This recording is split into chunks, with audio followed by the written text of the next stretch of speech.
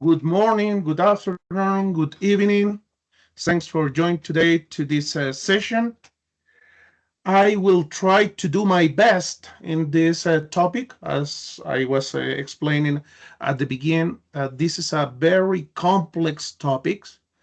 Normally, Microsoft try to start from the beginning from IRM, but we will see that there is a lot of component, and I am not too friend to start at the beginning with IRM. There is a lot of things that can be helpful, but to use IRM, we need to understand several topics. And that is the idea today is start discussing about that. I am calling all this last session as a empowering your data journey. There is a lot of work to do.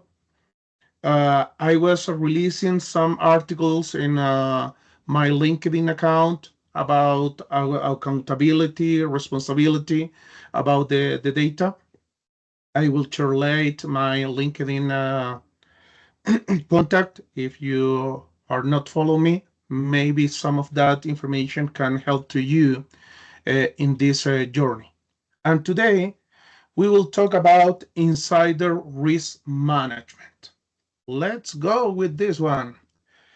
Please, please, please, if you have some time, try to answer the survey. Unfortunately, in almost all the times, uh, are only few answers. That doesn't take more than 2 minutes, and it's very helpful for me if you take the time to complete the survey. We will talk about in IRM best practices. We will discuss a lot. But if you ask me from my experience related to IRM, what is IRM? I can say that is a kind of orchestrator. Why?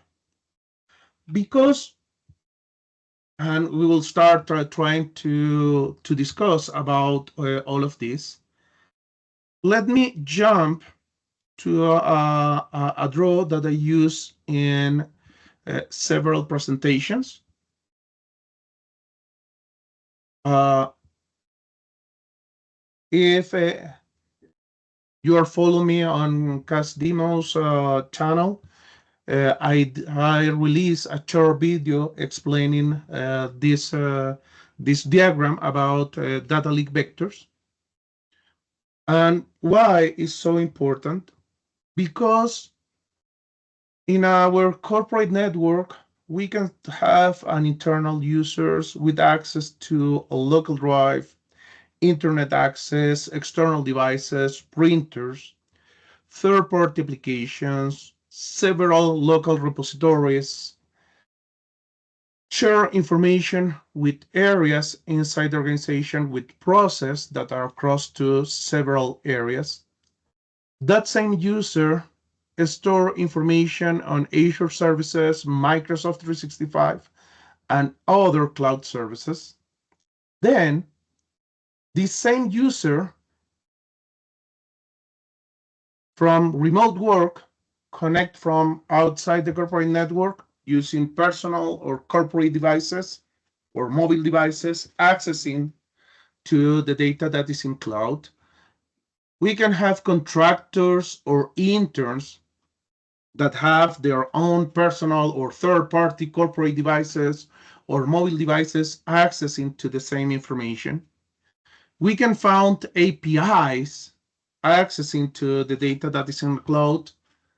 And at the end, and not less important, external users, customers, providers, students, teachers, friends, family, depend of your business. We can have several different external users. Now, all these red lines are leak vectors. The main topic when we talk about leak vectors is the capability to identify the information assets that are going through these leak vectors. We call that data classifiers. I have another in the YouTube channel. You can find another session only to talk about sensitive information types and another to talk about exact data match. And those are part of the way to find those information assets that are going through these leak vectors. If we are not able to identify all the information asset, the next step is classify the data. And we start talking about sensitivity labels. With sensitivity labels, we are able to classify and protect the data that is moving through these possible leak vectors. Then, when we are able to identify the information asset or based on data classifiers or classification, we are able to implement in the right way data loss prevention. And here we can implement several things related to data loss prevention. DLP, we know that the Microsoft 365 Purview DLP works over SharePoint, OneDrive, Exchange, Teams, Power BI, endpoint devices. But when we have other cloud services, we can use Microsoft Defender for Cloud App to connect to Box, Dropbox, Salesforce, and several different connectors that today Microsoft Defender for Cloud App have in place. Another big deal is the identity. We need to be sure that if we are sharing information with certain domain, with certain user, with certain people, is the right people that the one that is accessing to the data, or the people is accessing from the right place. For that reason, we can see here Microsoft Entra in this diagram related to data leak vector. And here coming why I am talking about all of this when we talk about insider risk management. In long organizations, we can find that we have some specific people in charge or responsible for Microsoft Entra, for the identity. We can have other group with Microsoft Defender for Cloud App. We can have other group related to data loss prevention, endpoint DLP. And inclusive, we can have another group for sensitivity labels, for data classification. And maybe another one for communication compliance, information barriers, and other Purview tools that we can find on Microsoft 365. Each of you are aware if you have only one IT group or you have several IT groups. But normally, as I mentioned, on large organization, we can find separate, like silos. What is the problem with the silos? Is the people from identity is viewing their own alerts. And maybe is putting, I will say, Niels in a signing risk. But only the people that is working with Entra are aware about that specific behavior. Then the people that work with Microsoft Defender for Cloud App are able to identify some odd behaviors from where the people is connecting or which applications are they using, but they have their own alerts. The same happened with data loss prevention. When we have DLP, there is a group of operators reviewing the DLP alerts, and maybe another group concerned about what is happening with the document, if the document are right classified or someone is removing labels. But normally, as I mentioned previously, separate groups. And in a previous session, I was saying that we need to be clear that today the security tools can be considered as commodities. You need only some skills, some hours to configure all of this. But in the back end, the main concern are process, procedures, roles, responsibilities, and permissions. When we talk about that, IRM start being our best friend because it's a kind of orchestrator. I was saying I will explain IRM from my own point of view. And why I say that is a kind of orchestrator? Because IRM is capable to see the flags that coming from Microsoft Entra, see the flags that coming from Microsoft Defender for Cloud App, see the flags that coming from DLP, information barriers, communication compliance, sensitivity labels, and other tools, and is capable to identify some correlations between the different flags, and based on that, take some actions. That is at least my way to explain about insider risk management. And let me back to the presentation. And what's mean? As I mentioned previously, the traditional way to manage insider risk is start collecting the list of users that leave the organization, that have some signing IDs, review some DLP rules or at least the logs to identify if someone is forwarding certain emails or sending a big volume of data to external domains, and start trying like a detective using a whiteboard, adding all these components and using these pins and thread union uh,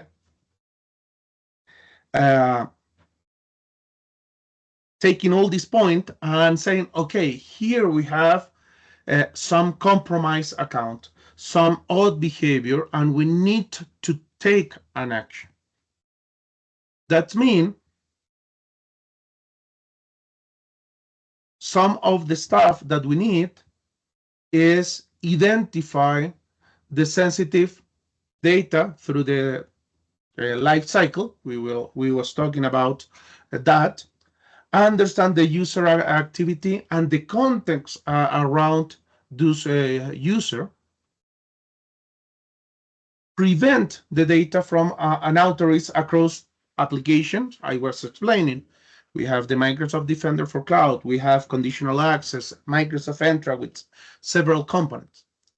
And because are too many different sources of data,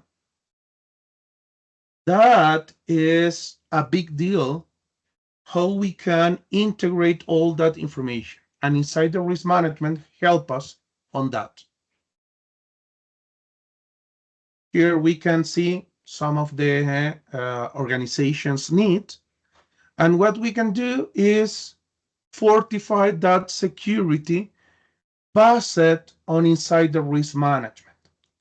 Here, and Microsoft is showing, and almost all the time, it's saying, okay, implement DLP, information protection, and insider risk management.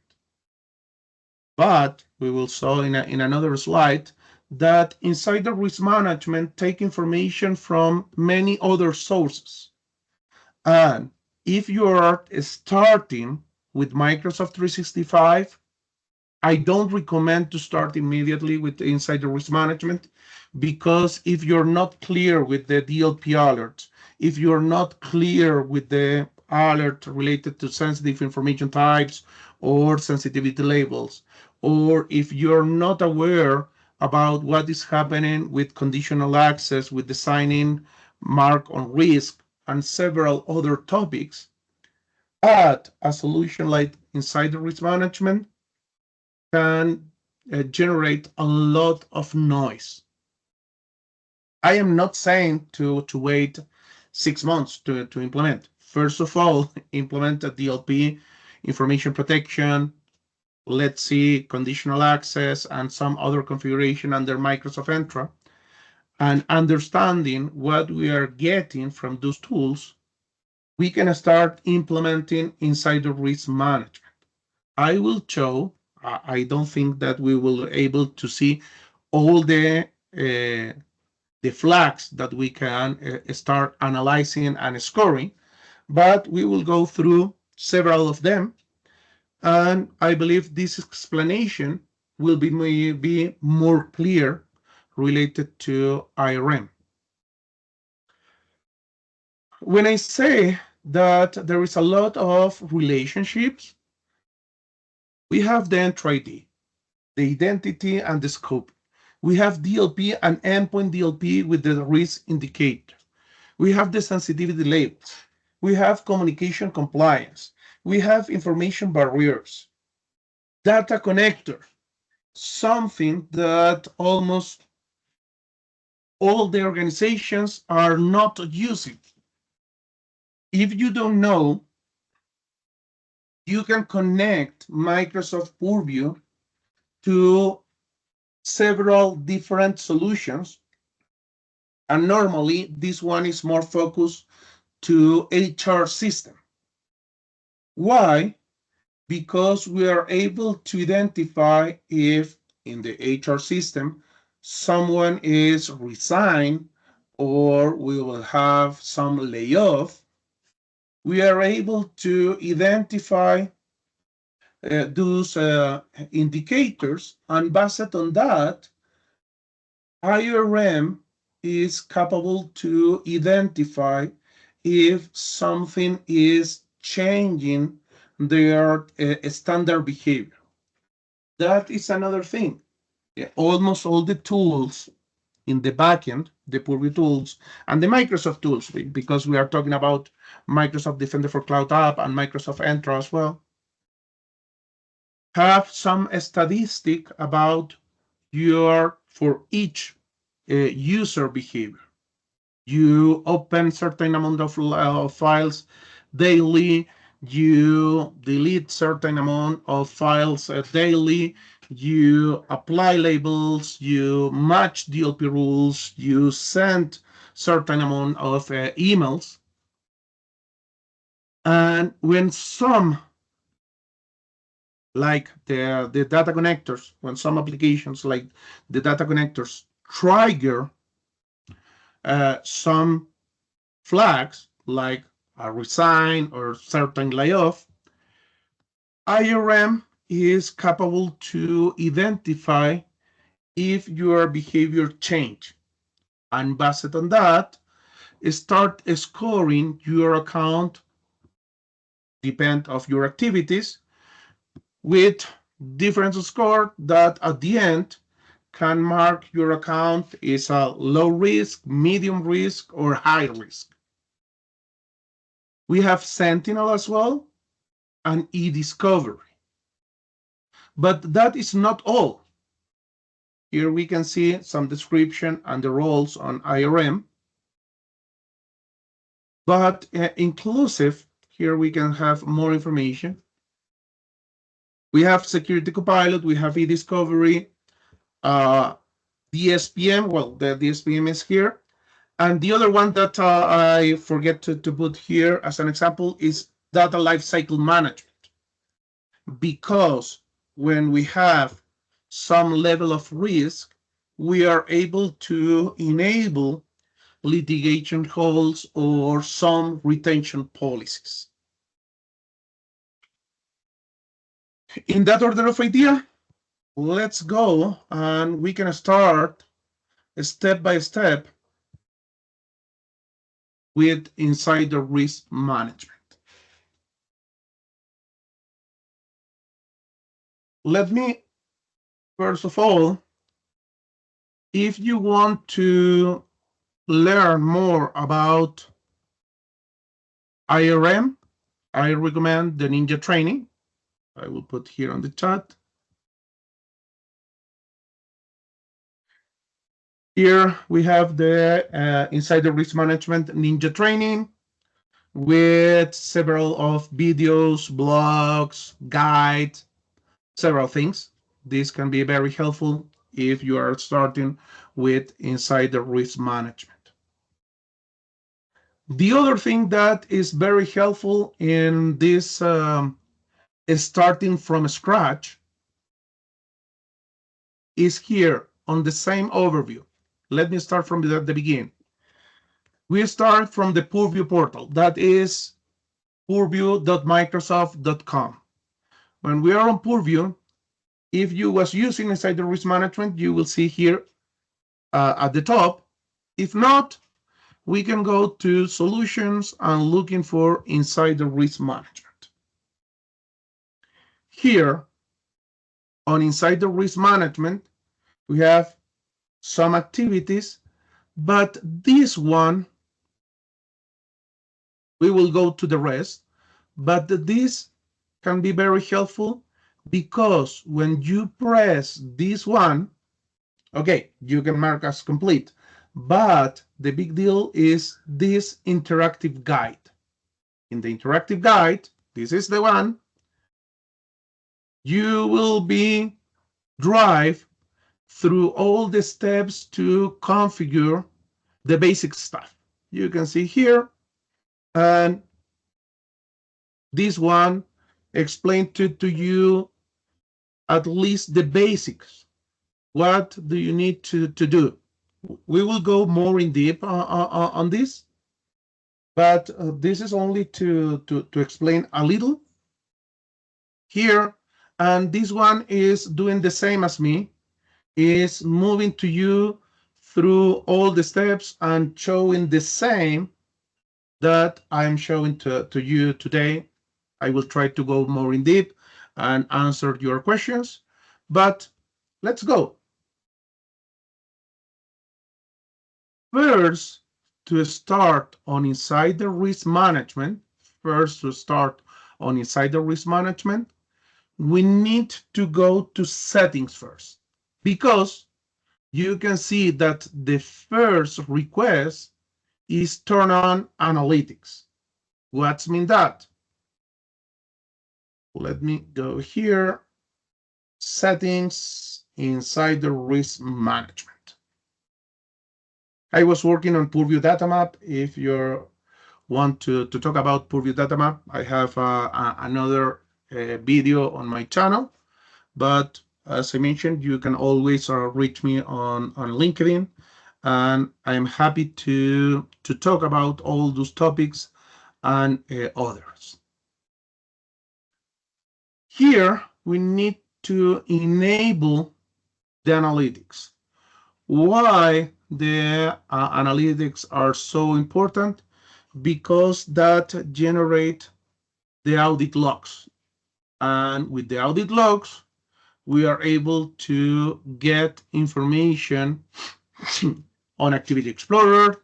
We are able to get information on advanced hunting, and additionally, several of the data, the alerts that are generating on IRM, coming related to this analytics. For that reason, it's very important to, first of all, enable this. Then We will go very quickly on all of these topics.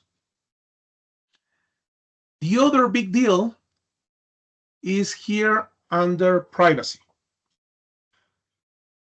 Depend on the region that you are located. There is several different laws and regulations, and in some cases is request to anonymize the information. We are not able to get the details based on name, and we need to use this option. In other cases, we need to know specifically who is triggering or having these issues, and we can use the default configuration. Then let's go through the rest. This is very important because if you try to create the policies, there is some recommended policies to start at the beginning. You will see that in several cases you will need to back here to enable. Nevertheless, that is a good point. If you forget to go through this one, no matter, because at the moment that you will start creating the different rules, in some cases you will be redirected to here to start enabling the different capabilities. Export alert the detail to CM services is very important. If you have some external SIEM solutions, enable this is very important. The same if you want to share the risk details. As I mentioned previously, we will be able to set some secure score in this tool. And I don't know if you're using a Proofpoint, QRadar, or any other SIEM solution, we are able to send those risk details to create workbooks or other dashboard on those tools. Then we have domain groups. This can be helpful when you have a worldwide organization or maybe operations in different countries. We can create domain, we can use this one to identify some public domains like this one to identify some odd behaviors, but we can group some specific domains based on local partners, local providers. Here we can start adding all the information that we want to use to identify some specific odd behavior or make some exclusions. We will see that same here on the solution, that these two are very near. We have to establish the path that we want to ignore or detect. For that reason is we can exclude or not. But here we can set other configurations, like this one. It can be one of the most important, the email signature. Normally, the email signature can generate a lot of noise in some DLP rules, in some configurations based on the OCR, or because they have some PII information. We can set certain sensitive information types. This one, is in the detection groups. This is a global exclusion, but here in the detection groups, we can start settings some specific sensitive information types that matches with our criteria. What's mean that? I believe that all of us are passing for the same issues with Content Explorer, DLP, incidents, alert, because the tools normally return several sensitive information types that doesn't make sense inside of our organization. I don't know. I am located on Mexico, but I am receiving alert from Australia driver license, or for the tax identity number from, I don't know, Czech Republic. I don't want to work with that information. I want to work with a specific information. In that order of idea, I can start grouping the data that make more sense for me, or I want to ignore.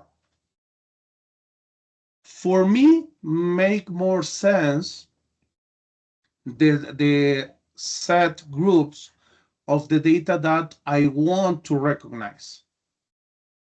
I believe that is a less effort that create groups with the data that I don't want to get. It's more simple to identify the data that I want to get. Here we have more data and start appearing other capabilities.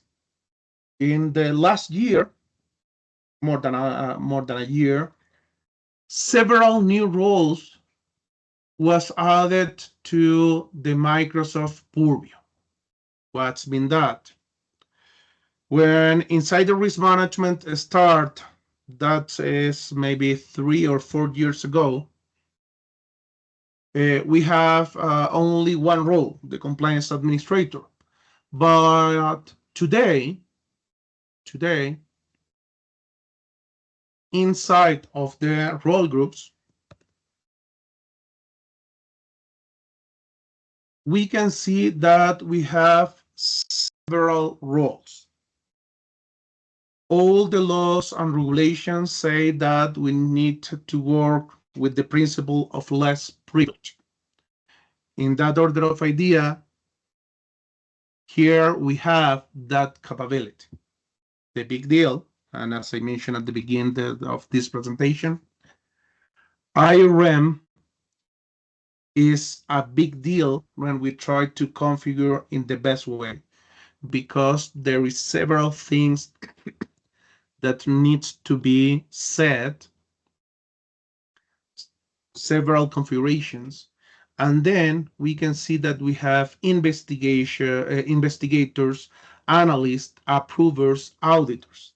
That means the results from all this effort that we will do under insider risk management will be reflected in different report, different alert, different activities that we can split in different Purview role groups. And that is another big deal here. Inclusive, I'm starting with some short videos on my YouTube channel, and I believe that I will start doing some short videos to explain some specific use cases, because again, here we can be for many hours, but today we have only 2 hours to talk about this one. But again, there is several things here that we can obtain.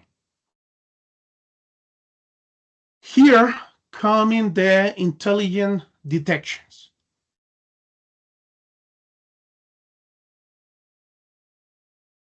And let me show you what we can find here.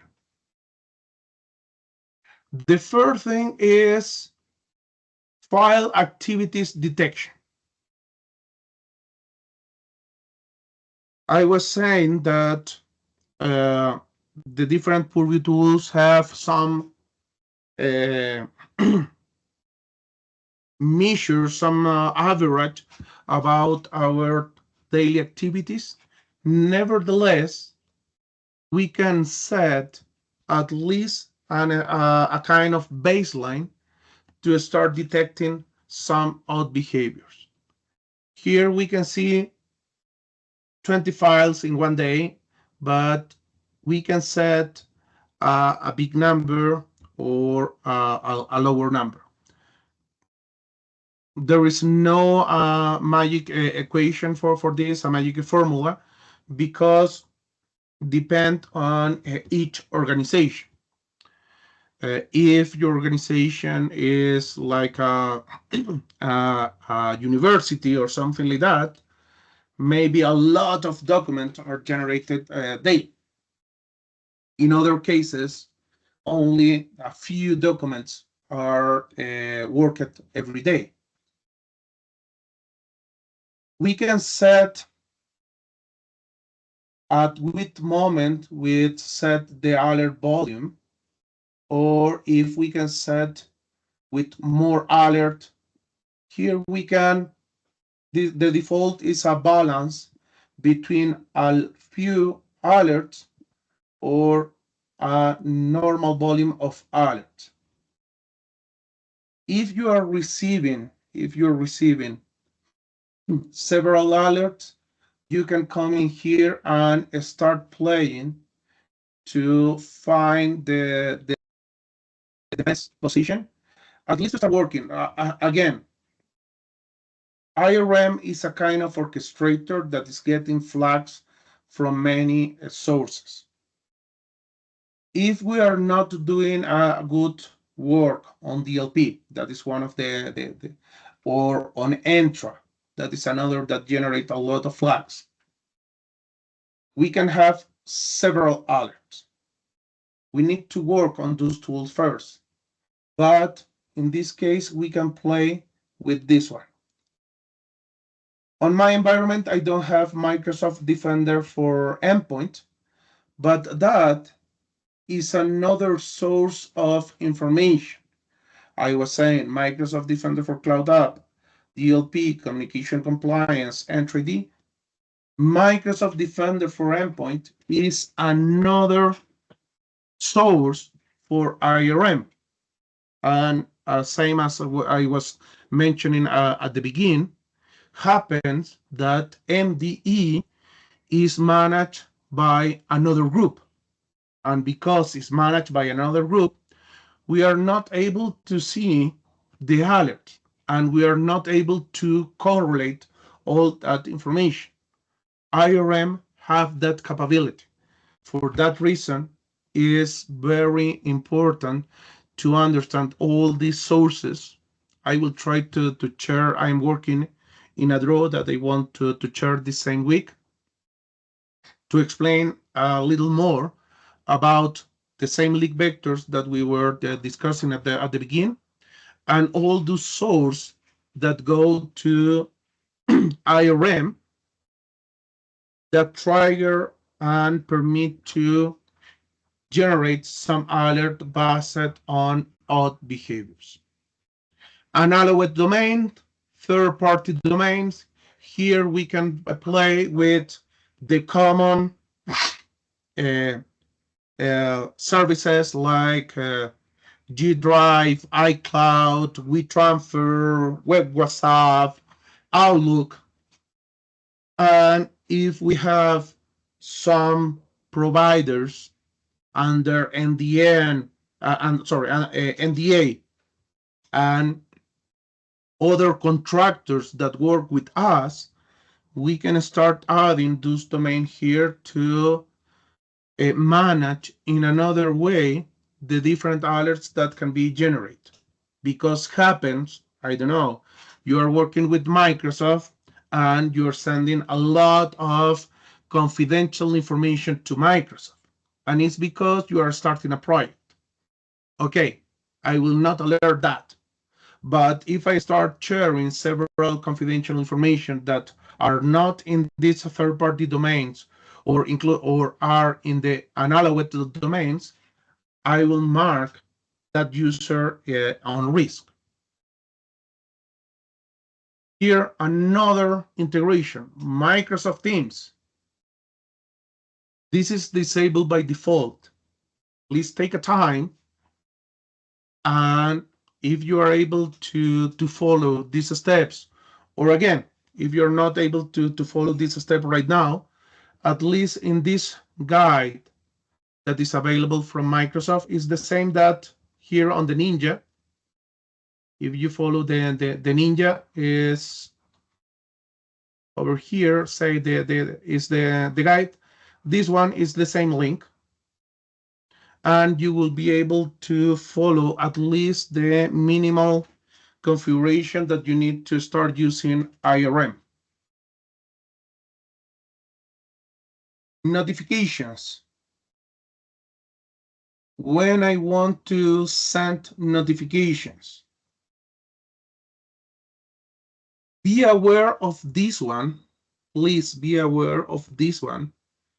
Send notifications to insider risk management, insider risk analyst, insider risk investigator. We have insider risk management admins. If I am an insider risk management admin, I have these roles, I will not receive the alerts.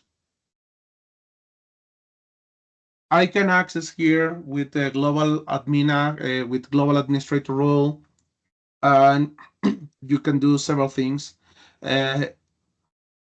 Few months ago, that the Purview console is start asking for a specific inside the risk management role group assigned to start working on this. But in some cases, you can still using a compliance administrator or a global administrator role to start using an IRM if that is not happening yet. But the big deal is this one. We need to understand to whom these alerts are falling. Another big deal, and please be aware about that. In several organizations, and normally laws, regulations, assessments, and other recommendations say use an admin account separate from your personal account to make admin activities. Several admin account doesn't have an email enabled, and the alerts are sent to this account. You will need to validate that you have a right email to receive this information.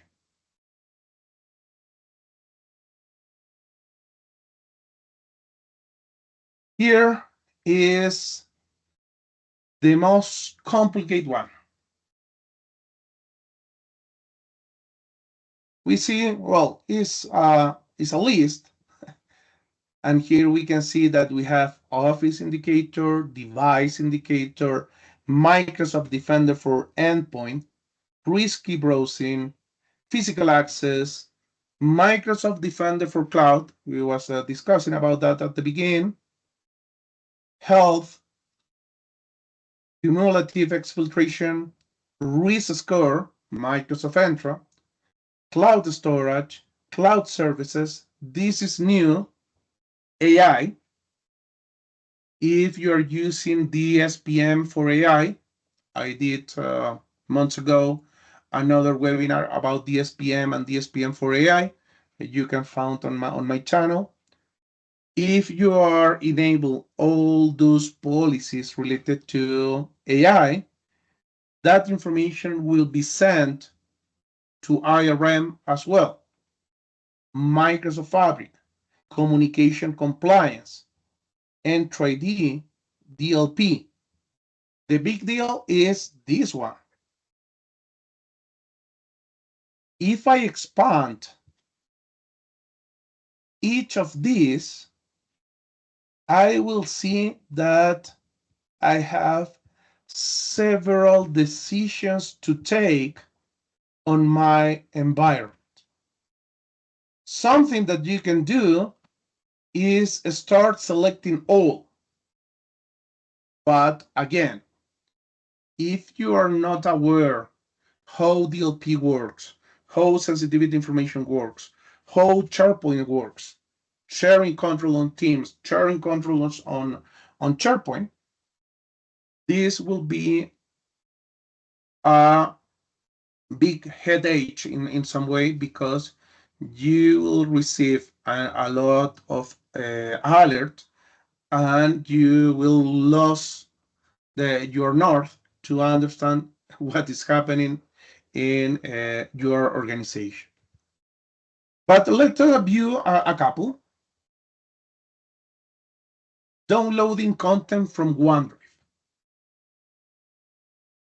Sharing SharePoint files with people outside my organization. Folders, sites.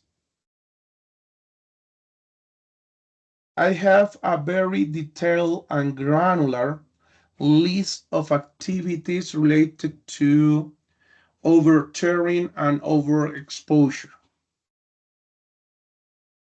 On all of these one, I can select which will be my policy indicators. We are not creating policy yet. We still have several points. We still be in the overview. The only thing that we are viewing right now is under settings, the insider risk management settings. Renaming files, deleting files, archiving files. These can be very helpful related to browse. The same happened with AIs. With Microsoft Defender for Cloud App, what happened? Something that can be very helpful is, and let me do a very quick parenthesis here. But when we work with Microsoft Defender for Cloud App,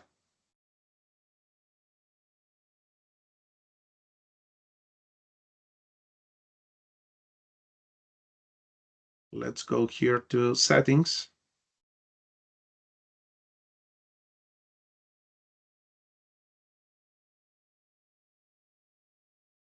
Here under settings, cloud apps. If you're not aware about this one, we can have another session to talk only about Microsoft Defender for Cloud App, but this is a big deal.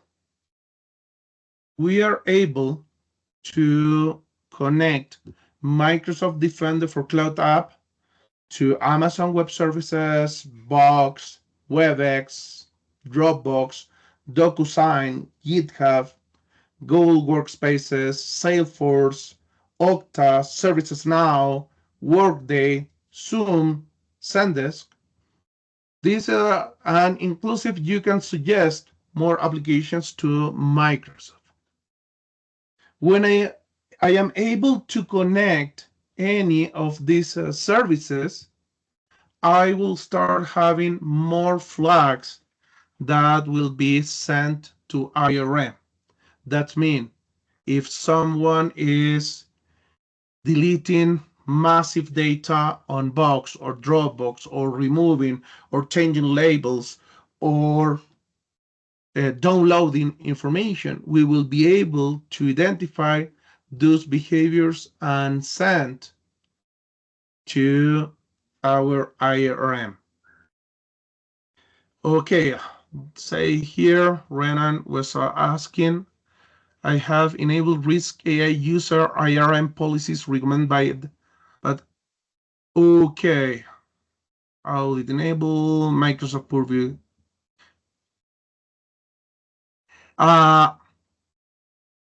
Renan, you are working only with Activity Explorer? Because I have opened some support cases because the Activity Explorer is not working properly. Under DSPM for AI, in the overview, you can see that you have matches with several AIs, but when you want to see the details under Activity Explorer, that is not working, and that bug appeared at least 3 or 4 months ago. It was working very fine because I was doing some a script to get the information. Okay, you can see. Oh, well, that at least is is helpful because it's working on Activity Explorer for you. It's not working for me. uh, but okay, we can see what is happening with the IRM, and we need to understand all the components. Nevertheless, let's go through this all of this, and we are contact on LinkedIn. You can ping me later, and we can review quickly your configuration and see maybe what is happening in your site. Well, as I mentioned here, there is a lot of different flags, different triggers that can be set. This configuration is only to enable the capability to be used on the policies, on the IRM policies. Policy timeframes, we will need to activate based on certain amount of days. And how many times are we detecting? We can set some activities with Power Automate. That is today is something that is available in almost all the Purview tools, that you can trigger some Power Automate flows. I believe that I don't have too many experience. I want to learn, but in this point is which Power Automate flows we can trigger from the different alerts that we are getting. We can identify some physical assets to take some more details activities, and we can set some priority user groups. C-level users, users that work in sensitive areas, to apply or be more specific or more intensive with this kind of users. On DLP, we can set a policy over all devices or in a specific group. But with this configuration, I can set global policies, but be more intensive in some specific groups. And the privacy was the last one that we review. Quick parenthesis, because, and that will be another topic for another session, but I don't know why, but Priva is in a hidden page inside of Microsoft Purview. That's mean if you go to purview.microsoft.com/Priva, you will see this another tool that cannot be viewed through the Purview portal. And why that is important? Because the privacy risk management, then that will be another topic. This one is more focused on GDPR, but and some other regulations that are going out in the past month. This one send us other kind of alert to IRM.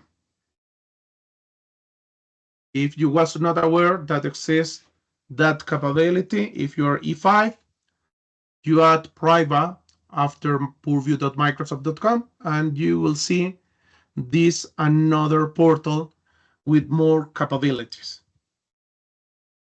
But let's go back to our settings.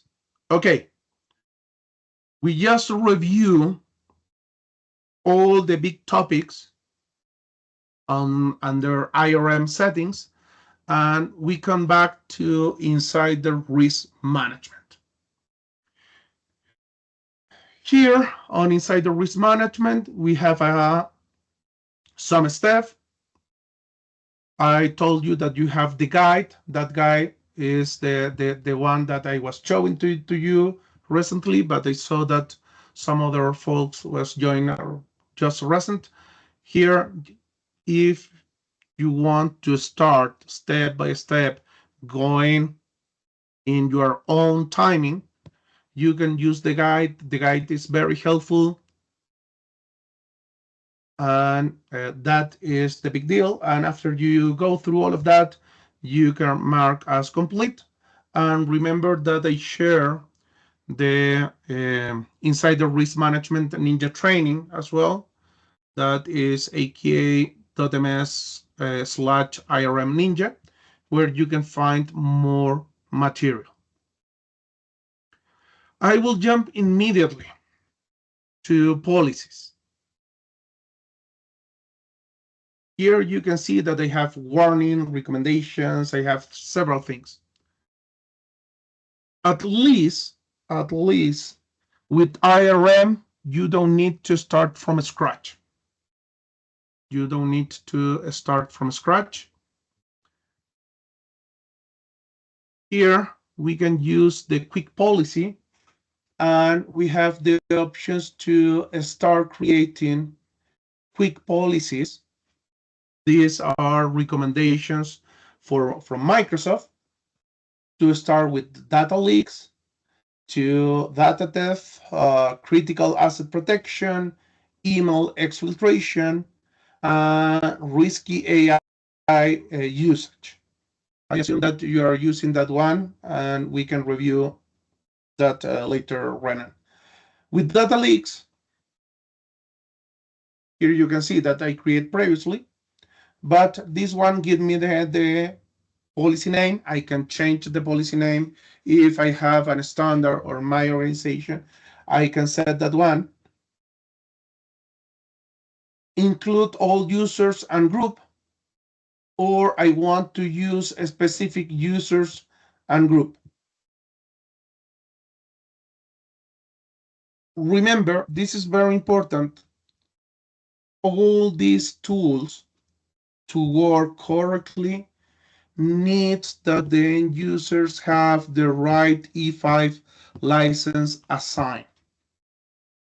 I saw several times, and exist some Purview tools that no matter that the end user is E1, F1, E3, F3, or G, or A, there are several letters, but to have alert, to have activities, you need to have the right E5 compliance, or EP and G, or E5 or E5 assigned to the users to start working on this.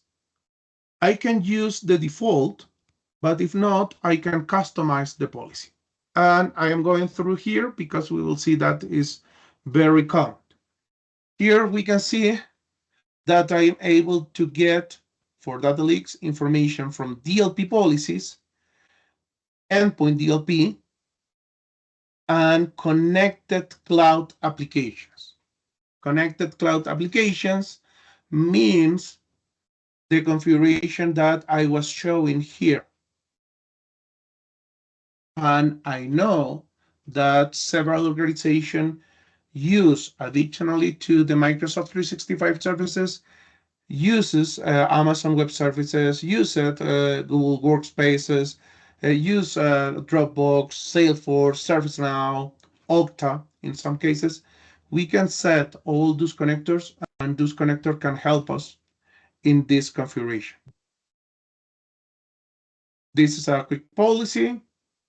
We can apply over all the users. We can exclude some specific users or some specific groups. Which kind of content we want to prioritize: SharePoint site, sensitivity labels, sensitive information types, file extensions, trainable classifiers. Here are recommendations. Same the discussion related to DLP, sensitive information types, and other Purview tools. When we configure rules, maybe more can be means less. Why I am saying that? As a common sample that I explained to customers. Here we can simplify a lot our effort to have alerts related to certain activities. But at the end, depend on each organization, C-level users or managers request some reports.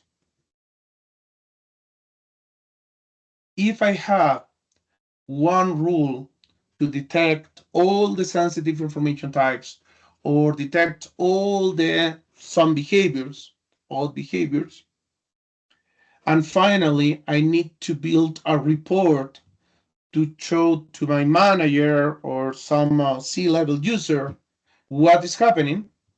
If I want only a few policies, maybe I will need to do data mining to generate the right report. In that order of idea, because IRM is working with all the sources, is managing all the information, not policy by policy, I can create a policy for SharePoint site. I can create a policy for sensitivity labels. I can create a separate policy for sensitive information types. I can create a separate policy for file extension and another for trainable classifiers, or maybe trainable classifier and sensitive information types in one policy, call it data classifiers. For that same reason, I'm saying more can be less, because at the end, when I need to generate report, if I have only few, I will need to do a big effort to have a detailed data. But if I have more policies, my effort to create report will be less. Nevertheless, I will get all of this in one. I can add a specific SharePoint sites. One by one, I can select the SharePoint site. I can select the sensitivity labels that I want to identify for data leak. I will say, okay, all the stuff related to internal. I have, okay, confidential, not all the confidentials, highly confidential, and that is all in this case, and I am able to select the specific sensitivity labels. Sensitive information types, I can prioritize up 50 of them.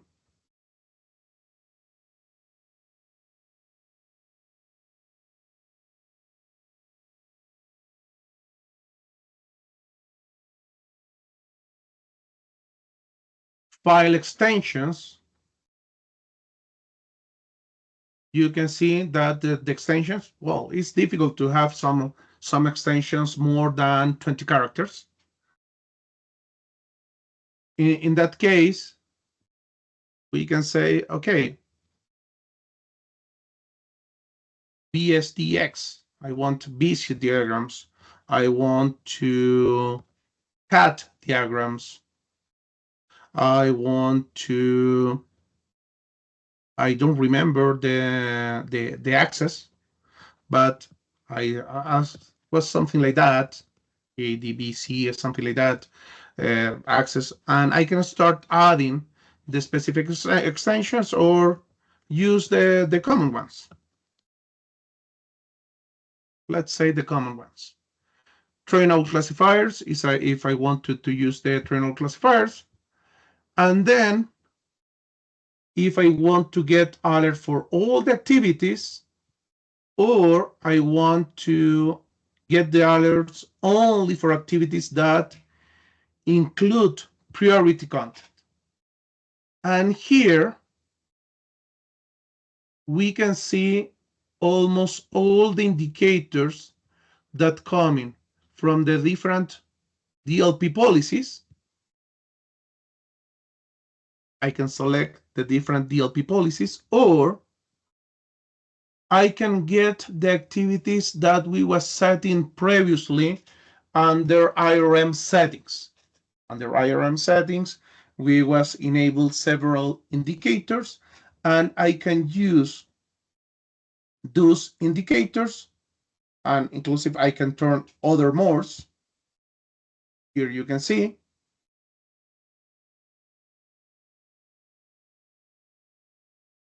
And I will go through all of them and say, okay, I want to trigger this alert for the sensitive information types, train out classifier, site that I select, all of that for all these activities. And then here I can set the threshold. That is another big deal. I can use the default. Nevertheless, and maybe appears that Renan was go out. The built-in threshold that is recommend have certain amount of activities to trigger the alert, but depend on each organization. That threshold maybe can be too high. I can start playing for each previous activity and start setting the threshold for each activity. This can be a very big deal because, again, there is several things that I need to define. Happens that I can use all the policies by default, but you can see that Renan was asking me on the chat that the alert was not appearing. He have the alerts on Activity Explorer. That is great because in my case, I have some issues with Activity Explorer right now. And the threshold, that is something that I want to review with him, can be the big deal. Normally, the end users, well, the admin users, when configure this one, use the recommend. But in some cases, maybe we will need to set a small number to trigger those alerts. Finally, in the same indicators that we was enabled, here we can start adding certain of additional activities like copy to USB, copy to remote desktop session, using browser to upload files. There is several other activities that can be set here. Select all. Prompts. I need to enable that one in the other side. The ones that are not enabled is because in the other place under IRM settings was not enabled previously. And okay, we have all the options selected. indicators, and now we can apply the threshold provided by Microsoft, or we can apply a specific threshold, or we can use our own threshold for each previous indicator. If any of you was thinking that set IRM was easy, was in a mistake.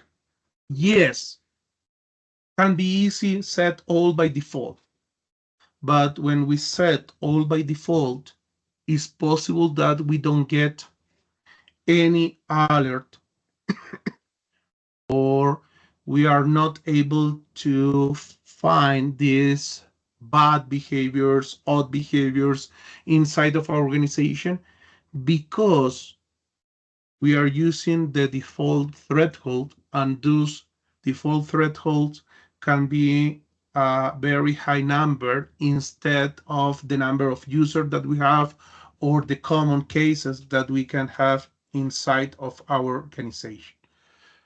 Recommendation is try to review the threshold, and based on that, define what is the numbers that make sense for your organization.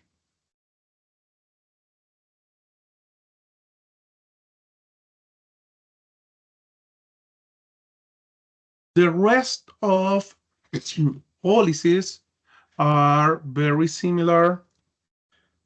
We will go through view a couple of them, and the recommendations we will see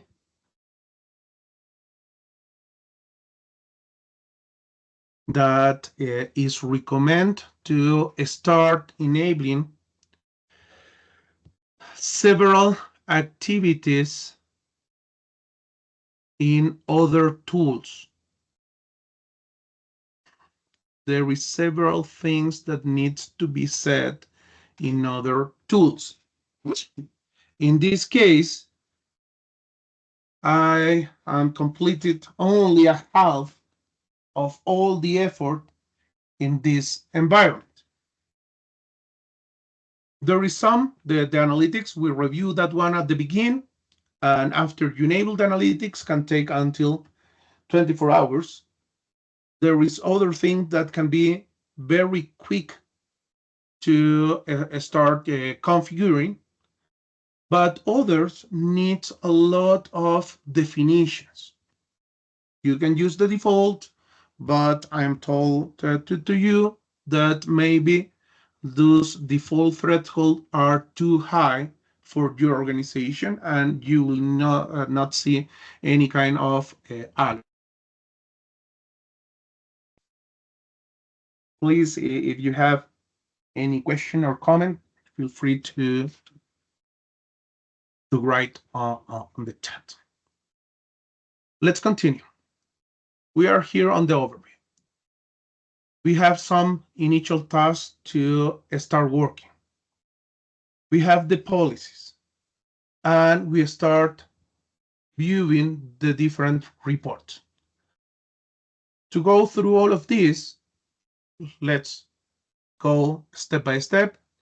We have the recommendations, actions, investigation, fine-tune detection, comprehensive protection, extended integration.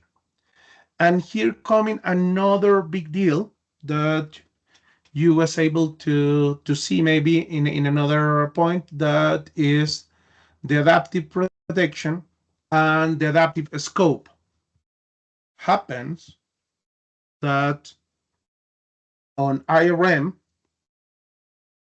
we can use the adaptive scope. The adaptive scope are set here under Microsoft Purview settings, roles, and scope. And here we can create a scope for sites, as an example here. And I can set different properties, like the site name start with HR or compliance, or I can use different options. This can be very helpful if you have in place a standard to name your site. That is another big deal. In several organizations, doesn't exist a standard to naming the site, and we have site test one, test two, test three, final document. I don't know. There are several things. But if you have a standard, a naming standard, this one can be very helpful to identify those sites that for a specific area. The same happened with Microsoft 365 groups, or something happen similar with users if I want to get all the users for a specific department, for a specific job title. Why these one are helpful? Because are dynamics groups. If someone is on the legal area and move to another area because the department changed, that user is removed from the scope and added to another scope, or maybe only removed because we want to apply security protection over certain areas that manage the sensitive information aspect, like, I don't know, payroll information, contracts, financial report. All those information assets are part of a specific department. Because are part of a specific department, we want to found those users and be more conscious over those users to protect the data.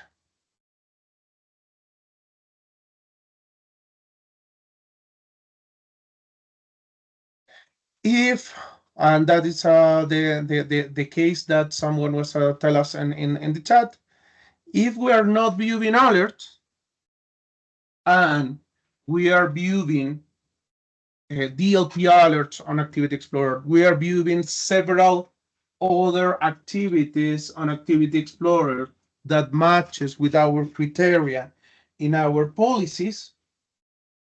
Maybe the big deal is the threshold that we are using on the policy.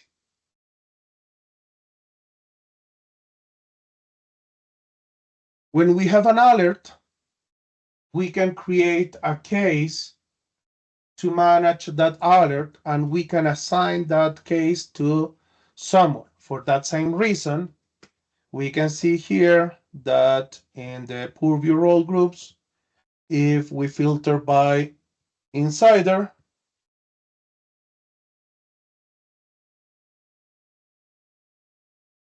we have analysts, investigators, auditors that have different roles. Here we can see case management.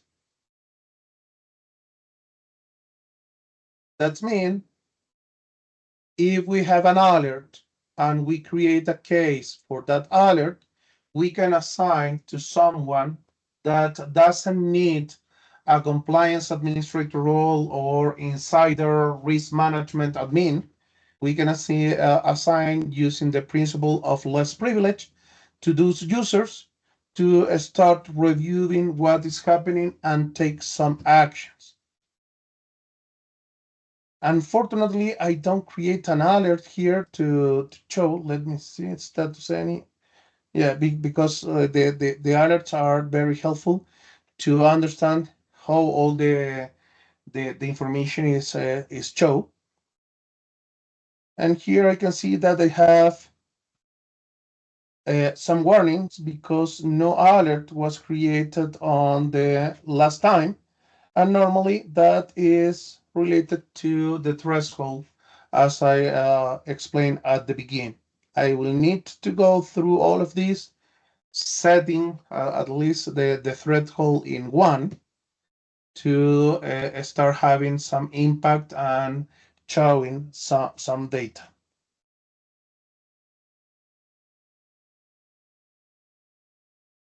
users, I can set, previously I set some specific users that I want to have more information. Normally, I know that, as an example, I don't have the data connector for HR, but I know that in the next month will be some layoff, and some users are on those layoff. I am able to add those users and be more cautious about what they are doing with their daily activities, viewing if they're sending to an internal email, a personal email, or removing protection, or copy more data, more than the average data to a pen drive, or sending other information. On report, well, I don't have report alert here. That is awful. I have the analytics.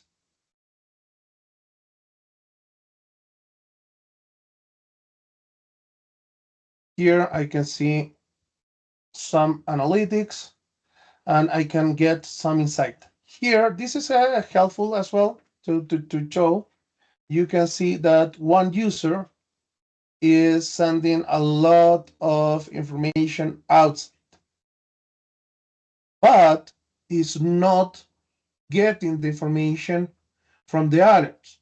In that case, here under recommendation, and here I have another one, but in this one, I can see the view details, and this permit me to create another policy based on this recommendation. I can customize again and go through all the steps, or use the recommendation, the automatic recommendation, to identify. What will happen on this one?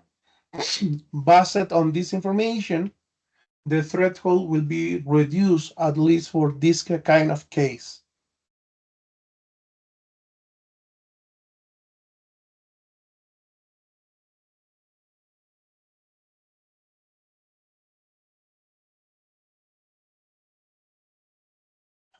This is another big deal. You can store forensic evidence, and you can request an initial 20 gigs of capacity. This configuration is to store the files, store the matches that are having on those alerts. Nevertheless, uh, under Endpoint DLP, we need to understand this point. Let me try to explain. All the activities that are happening on cloud, because the file or the email resides on cloud, you are able to reach that file.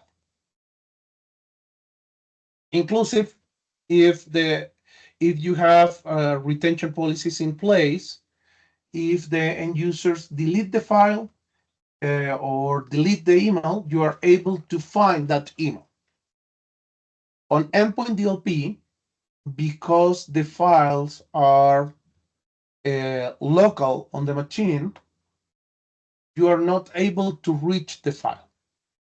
To reach the file, you have the option on Endpoint DLP to configure a blob storage to collect those files that matches with certain criteria that we set. Like, I want a copy of the file if the user is copy that file to the cloud, but not if that user is using Control C, because it's very common use Control C, Control B. But if the file is copied to cloud or copied to a USB, I want a copy, and we can set that storage. Something similar happened here. I am able to set a configuration to have a copy of those files that matches with our criteria as a forensic evidence. Here we can see the template for the notice, the alert. Here we can see all the insider risk audit logs, who is viewing a report, who is modifying alert, policies, changing the recommendation actions, changing the sections, the settings. Here we can see all the activities and when those activities was do it. I was discussing past week with a colleague, and this is very helpful because uh, there is no an easy way to watch the watchers. Who watch the watchers? Some of this report, that I am able to view or get, viewed report, are sensitive by default. More if I have forensic evidence. If I am able to see data exfiltration for certain, I don't know, EPA information or other, the user that is reviewing the report is accessing to sensitive data. For that reason, it's very important on this point work with the principle of less privilege and understand that here in the audit logs, we can see who is accessing to the report. It's not the best, it's not detailed, doesn't have too much detail, but the same happen if we start working with the alert or the cases, we will see these activities here that permit to identify who is doing what, or inclusive take more actions over those users.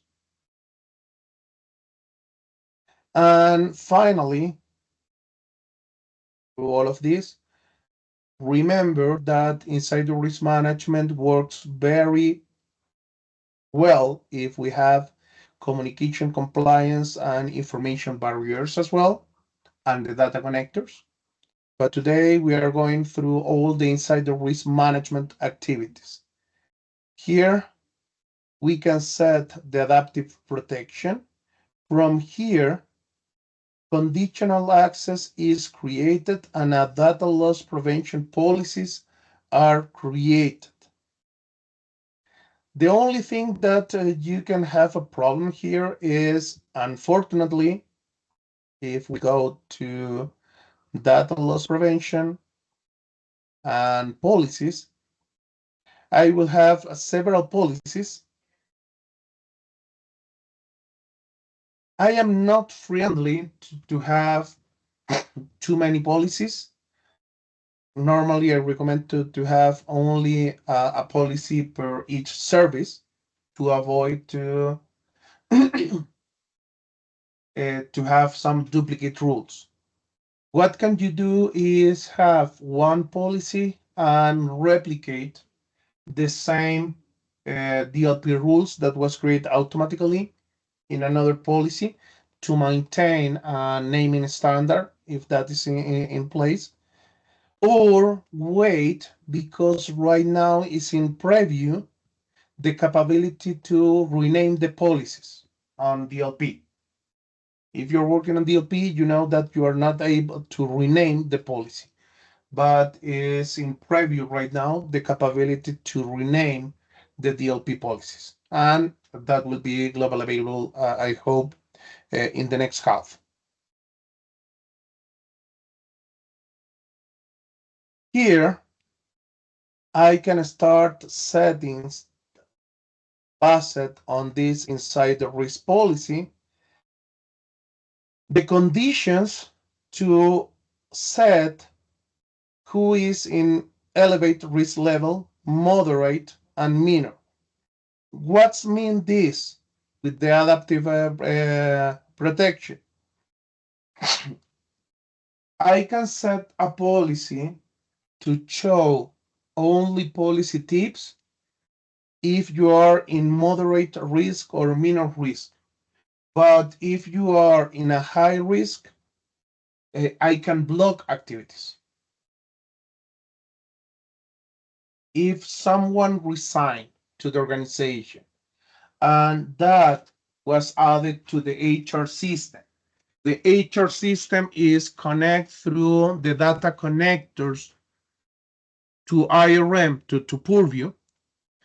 We start triggering to review several flags from sensitivity labels, DLP, communication compliance, and each of those actions start adding some points.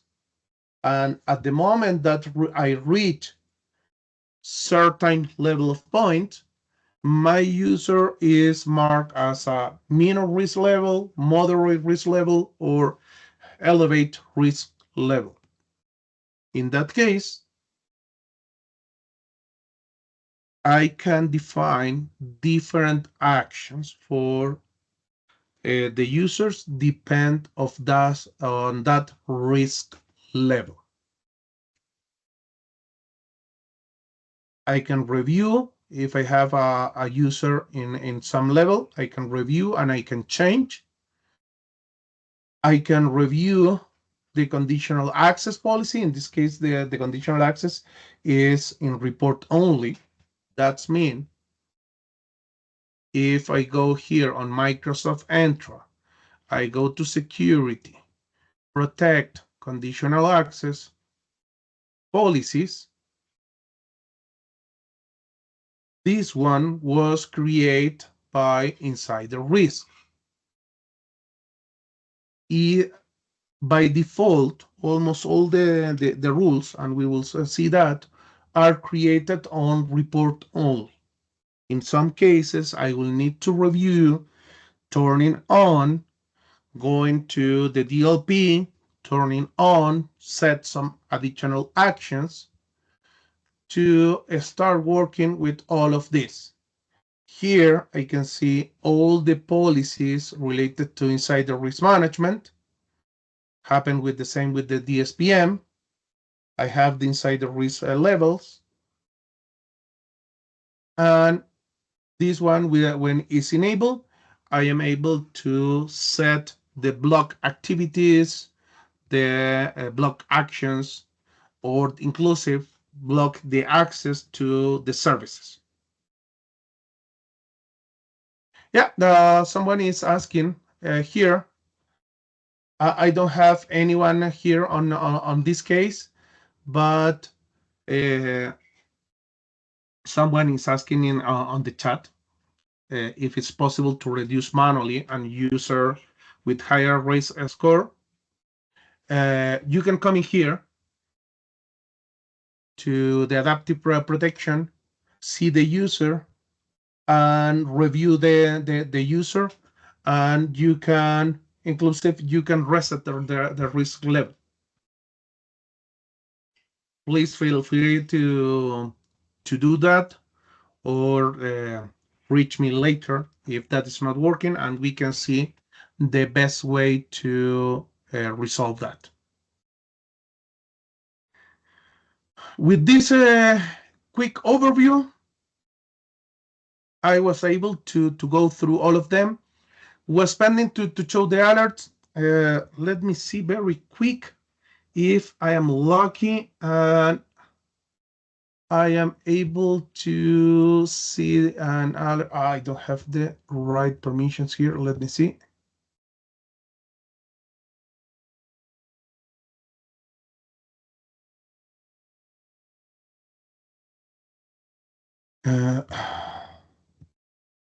Okay, as I mentioned almost at the beginning of this, no matter that you can be a global administrator.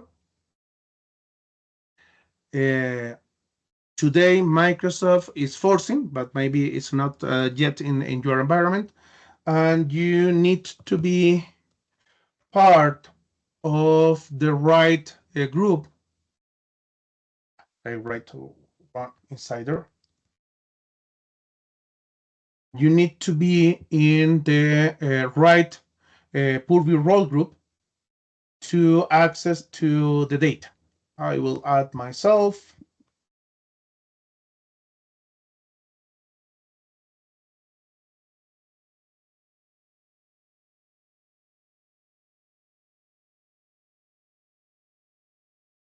And if I have lucky, it's taking some time, I will be able to, yes, here the alerts. That is the last part that is pending from this presentation. And I will be able to see what is happening with the user.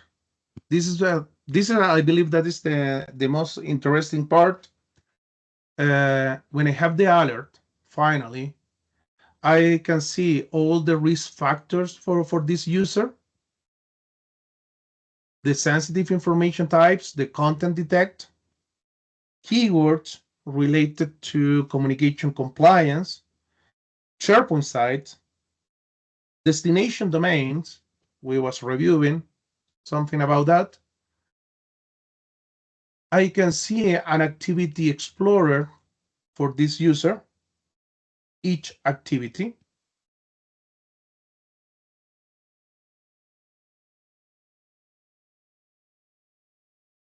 All of this was in local, but let me see.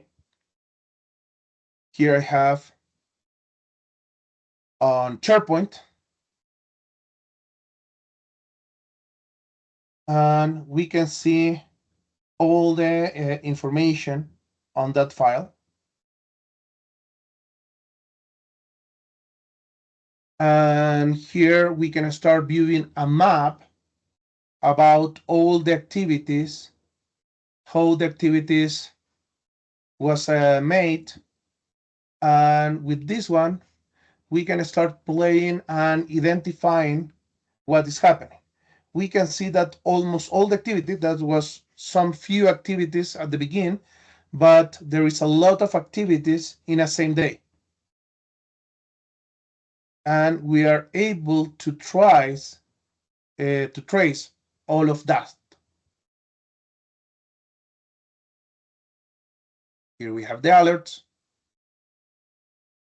and I need to assign the case.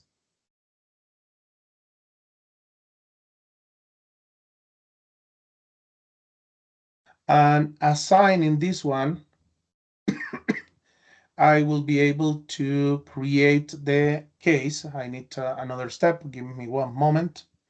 Casus state is not set yet as a case. Give me one moment, please. Export.